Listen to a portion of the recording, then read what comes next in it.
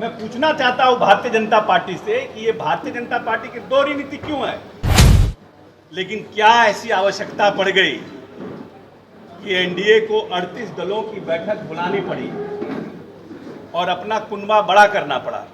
जो लोग दूसरे पर उंगली उठाते हैं तो 3 उंगली आपको खुद आपके ऊपर आती है। पूरी तरह से मणिपुर में शांति बहाल हो, जल्द से जल्द बहाल हो, मानवता की वहाँ रक्षा हो, इसका प्रयास इन सरकार को करना चाहिए। आंदोलन देखिए, वो तो एक पॉलिटिकल परसेप्शन बनाने की भारतीय जनता पार्टी के लोग कोशिश कर रहे हैं कि लाठीचार्ज हुआ और उसमें भारतीय जनता पार्टी का एक कार्यकर्ता जो है उसकी मृत्यु हो गई। लेकिन फैक्ट ये है कि वो आदमी छज्जूबाग में पाया गया और छज्जूबाग में गिरा हुआ पाया गया। प्रत्यक्षदर्शियों के साथ जो गवाह थे उन लोगों ने बयान दिया, सीसीटीवी कैमरा में सब कुछ दर्ज है।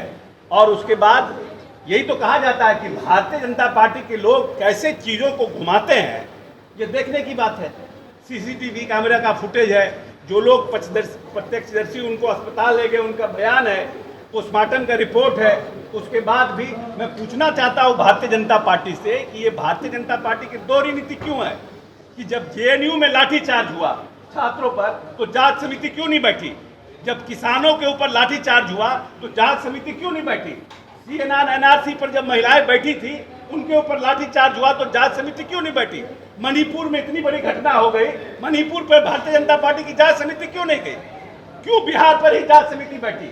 जब आप मिर्चा फेंक रहे हैं, आप सिग्रीवाल जी को साफ साफ फुटेज देख रहे हैं कि आप प्रतिबंधित एरिया से आप उसको आ रहे हैं, वापस आ रहे हैं, तो निश्चित रूप से जो लोग विधानसभा के बचाव में और जो पदाधिकारी विधानसभा घेरने के लिए जो लोग आ रहे थे उसके बचाव में जो लोग हैं वो कार्रवाई करेंगे। और उस कार्रवाई में लोगों पर लाठीचार्ज हुआ है। तो बार बार आपके समय में और आपकी सरकार में जब लाठीचार्ज होता है तो वो न्याय संगत है, संविधान संगत है। और जब दूसरे पार्टियों के समय में लाठीचार्ज होता है तो उस पर जांच समिति बनती है। ये दोहरी नीति कैसे चलेगी।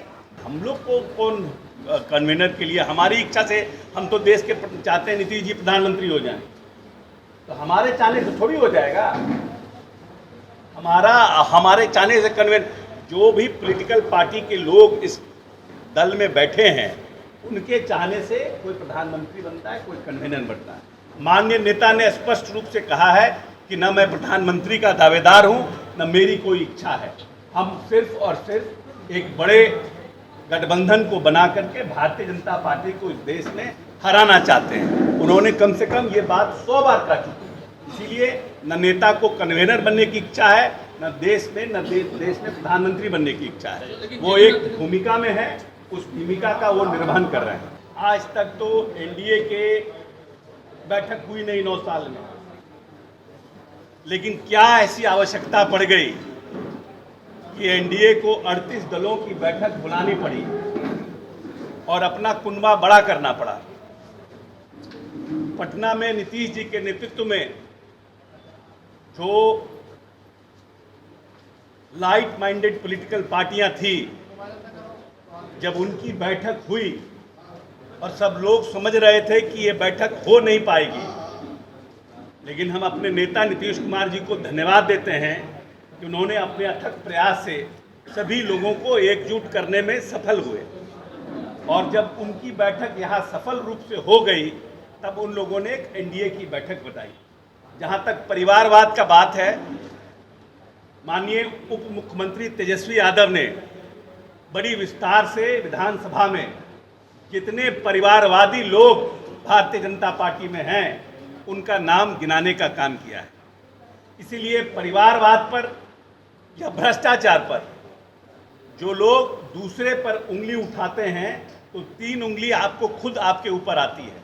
भारतीय जनता पार्टी पे भी बहुत से ऐसे लोग हैं जिनके ऊपर भ्रष्टाचार का आरोप है, लेकिन भारतीय जनता पार्टी में आने के बाद उनके पास एक ऐसा डिटर्जेंट पाउडर है कि जिसको आते ही उस डिटर्जेंट पाउडर से सफाई उनका हो जाता है। और जो लोग हमारे पास आते हैं वो बदबूदार हो जाते हैं। इसलिए भारतीय जनता पार्टी की यह दोहरी नीति आने वाले चुनाव में नहीं चलेगी। प्रदेश के और देश की जनता समझ रही है।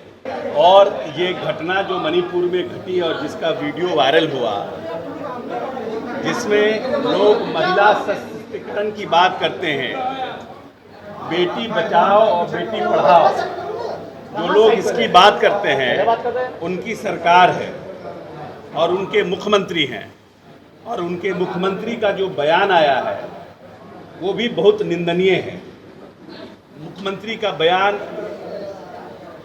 लगता है कि मुख्यमंत्री पूरी घटना से संवेदनशीलता नहीं रखते हैं, और हम जदयू को लोग ये डिमांड करते हैं कि प्रधानमंत्री को खुद मणिपुर जाना चाहिए और मणिपुर की घटना को और मणिपुर की जो जनता है उसमें शांति बहाल करने का प्रयास करना चाहिए।